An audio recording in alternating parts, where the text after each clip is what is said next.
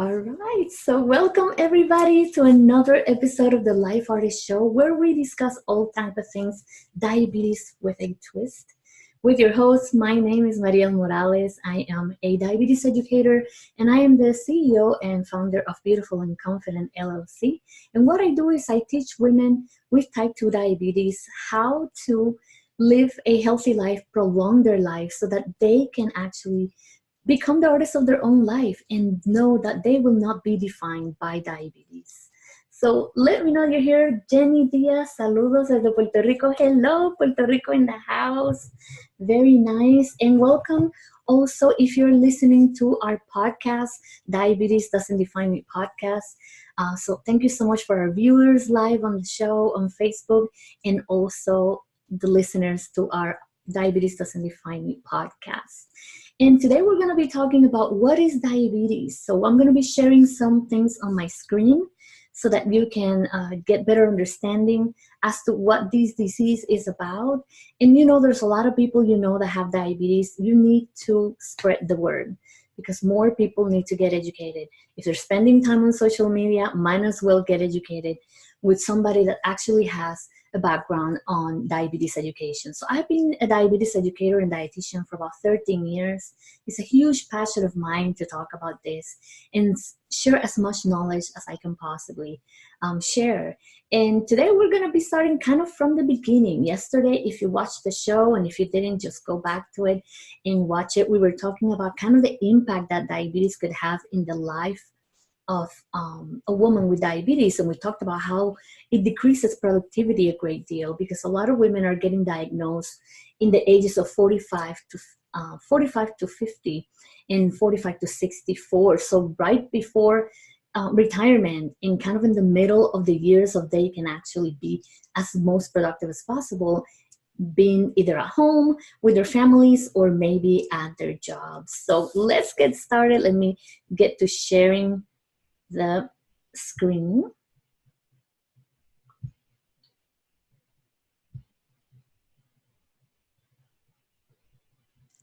Okay. And typing 1, if you can see the screen, let me know if it's already up and if it's showing properly. And let's pump those hearts so that we can get the love and feel the love and the appreciation that you have for this show. So typing number 1 when you see my screen. Hey Cheryl, welcome. So number 1 when you see the screen, please. You changed your business page name. Hey girl, well, I didn't change my business page name. This is another part of my business. I'm glad that you are here and that you can see my screen. Thank you for the number 1, Cheryl. So Cheryl started with me when I was doing makeup and confidence talks and programs, and those are still part of my business. That's why my big umbrella is called Beautiful and Confident LLC. That is my company, and within that company I also teach diabetes because I am not only a diabetes educator, dietitian, but I'm also a certified makeup artist. So this is why it's diabetes with a twist, because I teach all things regarding how to manage the disease, but I'm also going to get you back to restoring your self-confidence so that you can feel like the woman that you were meant to be, regardless of having a chronic condition. So thank you so much for that. So let's get started, ladies and gentlemen, if anybody else is listening. So we're going to talk about what causes type 2 diabetes first. And remember, there's different types of diabetes, but we're focusing on type 2 diabetes today. And one of the main things that's causing type 2 diabetes is age. As we age, things fall down through the cracks and we start just going downhill from there. It shouldn't be that way, but it is. And once you hit 45 years of age, you may be at more risk of developing type 2 diabetes. Another thing that is a major cause of type 2 diabetes is sedentary lifestyle. So if you are being a couch potato, or if you're being a computer girl where you're sitting in front of the computer most of your day, and then you drive and sit some more, and then you come home and you may do a little bit of things here around the house, but you're not really very physically active anymore, that is the main cause of type 2 diabetes. Also, high cholesterol and high blood pressure can put you at risk of developing type 2 diabetes. And if you have it in your genes, ladies, if your family has diabetes, it's very likely you will develop it as well. So for example, I have my families have diabetes on both sides, my dad and my mom's side, mainly on my mom's side. And now me and my sister are at a very high risk of diabetes. We're actually pre-diabetics, and we started having hypoglycemia back when we were like 5 years old. And now we're in the pre-diabetes stages, also dealing with PCOS, which is another one that can cause type 2 diabetes in the future. So another one is the ethnicity. Hispanics and African Americans are unfortunately going to be more prone to diabetes type 2, and it seems to be very related to our culture and the way we live, and how food is something that we utilize as our love language. We share the love, and we express love by giving food and giving lots of it, and so most of it is not very healthy. So that could be one of the reasons why us Hispanics and African Americans are suffering from diabetes much more than other ethnicities. And if you were a woman that had diabetes during your pregnancy and you didn't lose the baby weight, you and your baby after several years may be at risk of developing type 2 diabetes as well. So it's very important, if you had gestational diabetes or diabetes during pregnancy, that even though it went away right after you gave birth, that you have to be careful, because it could come back and not leave you ever again. And then of course obesity, which is growing very rapidly all over the world, but especially here in the United States. If you notice, there are 8 risk factors here, and 4 of them can be modified. So we cannot change our age, right? We cannot change our family. We cannot change our race, but we can change all the others. We can change the sedentary lifestyle. We can change the weight if we're obese or overweight. We can improve our cholesterol, and we can improve our high blood pressure. Oh, and we couldn't get rid of diabetes during pregnancy. So 4 out of these risk factors can be modified and help you prevent diabetes. So what are the signs and symptoms of somebody that's developing diabetes? Well, not everybody has symptoms, first of all. So there's millions and millions of people in the United States that do not know that they have diabetes, and they're walking around feeling fairly normal because they don't have any symptoms. Usually these symptoms are going to develop when you've had diabetes for a while, and now your sugars have been very out of control for a long time. Hey, Krista, welcome to the show. So again, ladies, if you cannot stay for the whole show, you can go to lifeartistlink.com so that you can follow us on all of our social media and also on YouTube, so that you can catch the replay at a later time, and also on our podcast, Diabetes Doesn't Define Me. And so talking about these signs and symptoms, frequent urination is one of them. These are people that are going to be like, you know what, it doesn't matter if I drink a lot of water or not, I'm just constantly urinating. It's just like, I can't sleep, I can't stop going to the bathroom. They're also going to be extremely thirsty, so they're drinking lots of fluids and they're urinating all consistently. So it's kind of a vicious cycle. Increased hunger is another one. You notice that you eat and eat and you don't feel satisfied. And weight loss is actually something that we think, well, how is it that obesity was causing diabetes, but yet weight loss is a symptom?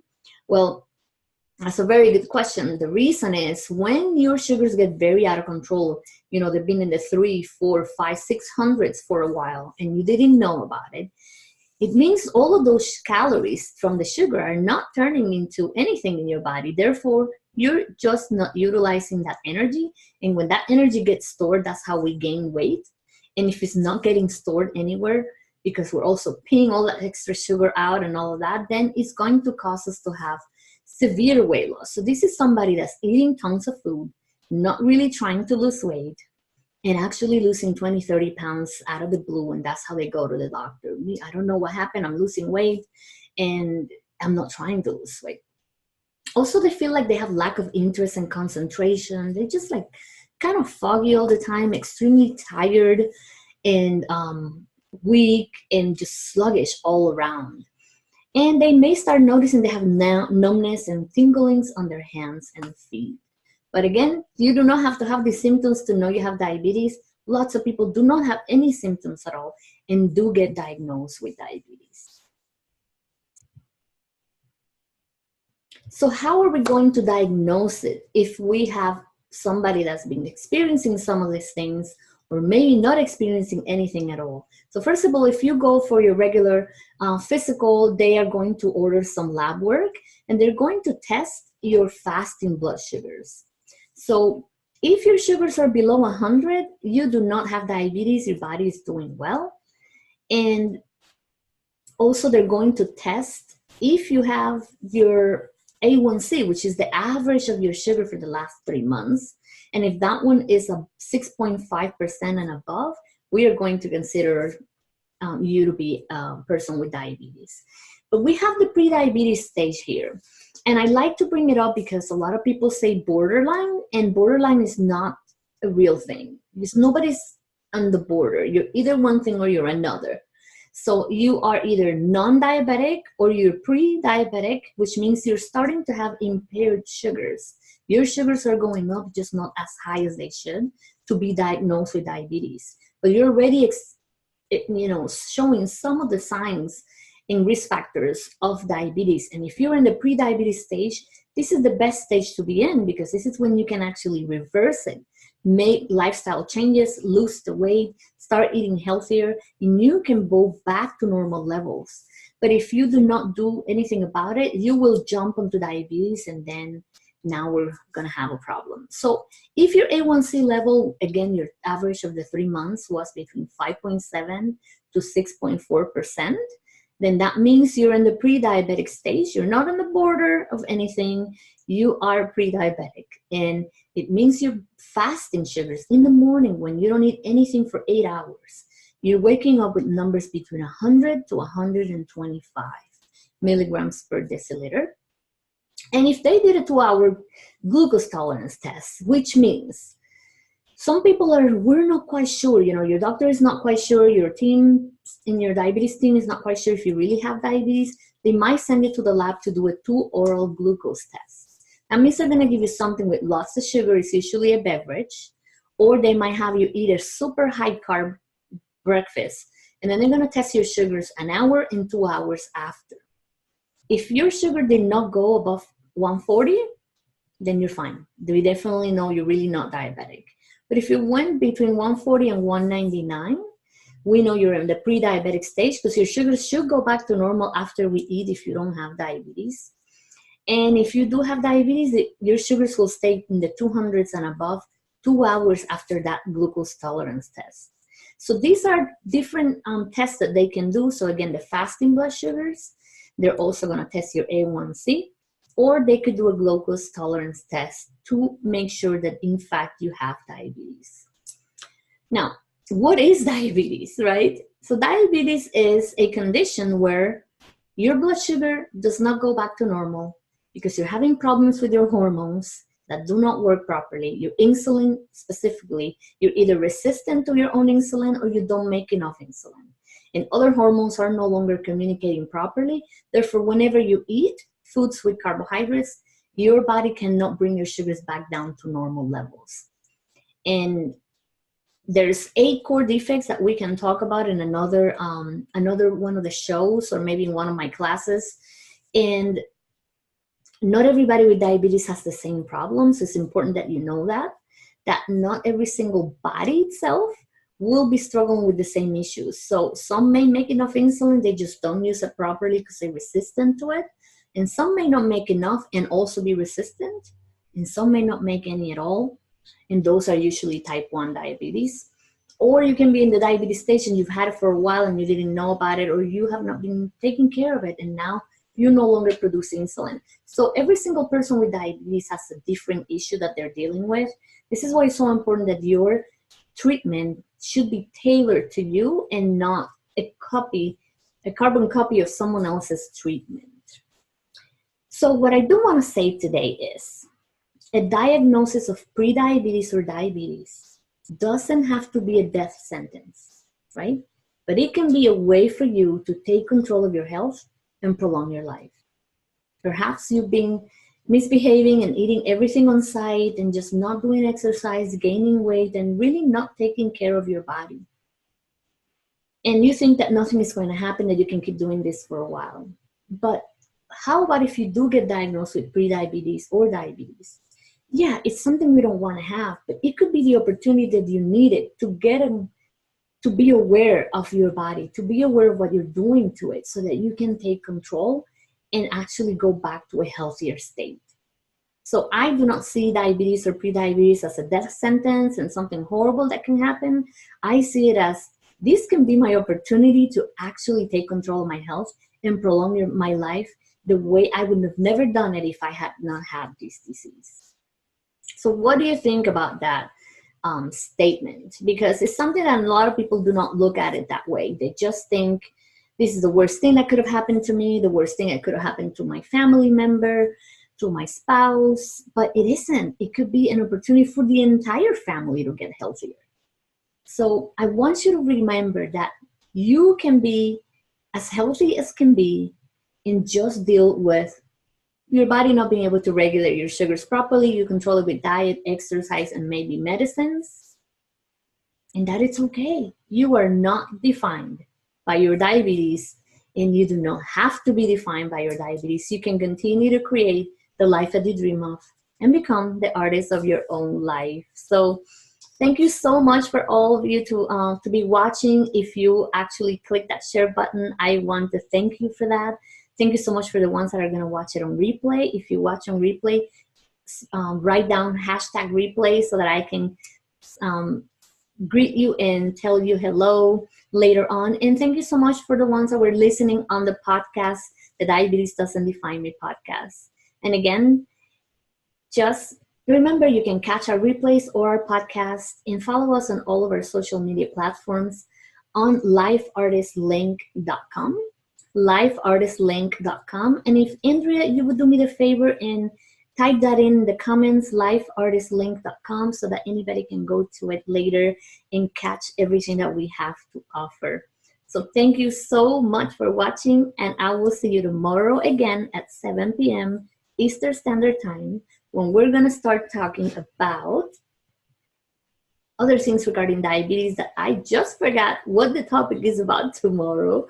But let me see if I have it here real quick, because I just drew a blank and I cannot remember. But I want you to know what it is about. Okay, tomorrow we're going to be talking about knowing your numbers. We're going to discuss more in detail about A1C levels, what they mean, what they should be at, and we're going to talk about the glucose goals that should be individualized for everybody, but we're going to give you the most common numbers that are recommended for anyone with diabetes. So do not miss it tomorrow again at 7 p.m. Eastern Standard Time. And have an amazing day, and thank you all for watching.